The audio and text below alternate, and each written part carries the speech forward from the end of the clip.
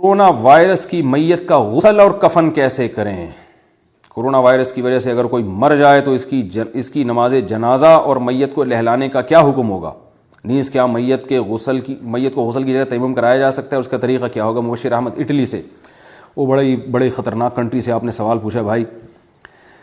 دیکھیں، جن ممالک میں پابندی ہے، بلکہ تقریباً سب ممالک میں پابندی لگ گئی ہے کہ کرونا وائرس سے اگر کسی کا انتقال ہوگا تو اس کی میت کو ورثہ کے حوالے نہیں کیا جائے گا، کیونکہ یہ بیماری پھیل رہی ہے، میت کے ذریعے بھی پھیل سکتی ہے۔ تو اس میں پاکستان کے بارے میں جہاں تک مجھے معلومات ہیں، اسلامی کنٹریز میں اس کو وہیں غسل دیا جاتا ہے اور پلاسٹک کے بیگ میں پیک کر دیا جاتا ہے۔ تو وہ غسل جو گورنمنٹ دے دے گی وہ کافی ہو جائے گا، آپ کو پھر مزید غسل دینے کی ضرورت نہیں ہے۔ اور اٹلی وغیرہ میں بھی ہم نے سنا ہے کسی کیمیکل سے دھویا جاتا ہے، اب واللہ عالم حقیقت کیا ہے، لیکن وہاں بھی آپ کو بیگ کھولنے کی گورنمنٹ کی طرف سے اجازت نہیں ہے، بلکہ میت ہی لواحقین کے حوالے نہیں کی جاتی۔ تو میت کے 4 حق ہیں: غسل، کفن، جنازہ اور دفن۔ یہ 4 احکام ہیں جو مرنے والے پر، اس کے لواحقین پر لازم ہو جاتے ہیں مرنے والے کے لیے۔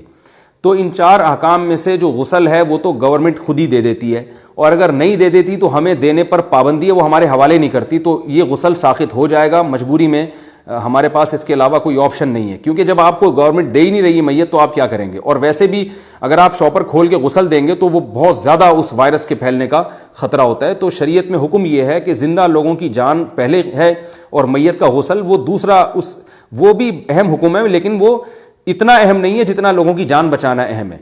تو اس لیے گورنمنٹ کو چاہیے اسلامی کنٹریز میں اور غیر مسلم کنٹریز میں بھی، وہاں کی حکومتوں کو چاہیے کہ مسلمانوں کی مذہبی رسومات کا، مذہبی عبادات کا خیال کریں، اور وہیں پر غسل کا کوئی انتظام کر لیں پائپ کے ذریعے، کیونکہ وہاں جو جیسے ڈاکٹرز علاج کر رہے ہیں پراپر ڈریس میں ہوتے ہیں، تو ایسے ہی غسل دینے والے بھی پراپر ڈریس میں ہو سکتے ہیں۔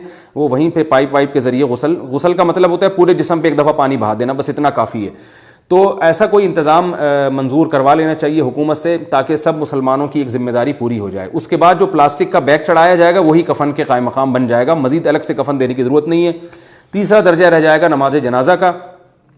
دفن تو گورنمنٹ کے افراد خود کر دیتے ہیں، اس کو رہ جائے گا مسئلہ جنازے کا۔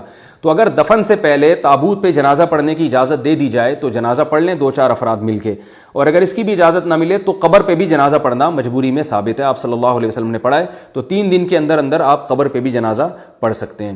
اللہ تعالیٰ سے دعا مانگنی چاہیے کہ ہمارے ملک میں یہ حالات پیدا ہونے سے پہلے ہماری قوم سدھر جائے اور احتیاطی تدبیروں پہ عمل کرنا شروع کر لے۔ اور اصل بات تو یہ کہ یہ اللہ کا عذاب ہے، عذاب میں ہمیں توبہ کرنے کی زیادہ ضرورت ہے۔ ہمیں اللہ گناہوں سے توبہ کی توفیق عطا فرمائے۔ مرنا تو ہے، آج نہیں تو کل تو مریں گے، تو توبہ کے ساتھ جو زندگی ہے، توبہ کا غسل اگر ہمیں زندگی میں مل گیا تو بے شک بعد میں پانی والا غسل نہ بھی ملے اتنا بڑا مسئلہ نہیں ہے، لیکن یاد رکھیں اگر دنیا میں ہم نے گناہوں سے توبہ کا غسل نہیں کیا تو پھر بعد میں ہمیں چاہے آب زمزم سے بھی نہلایا جائے تو یہ قیامت کے دن یہ چیز بخشش کا ذریعہ شاید نہ بنے۔ تو گناہوں سے توبہ کا جو غسل ہے نا، اس کو زیادہ فوکس کرنے کی ضرورت ہے۔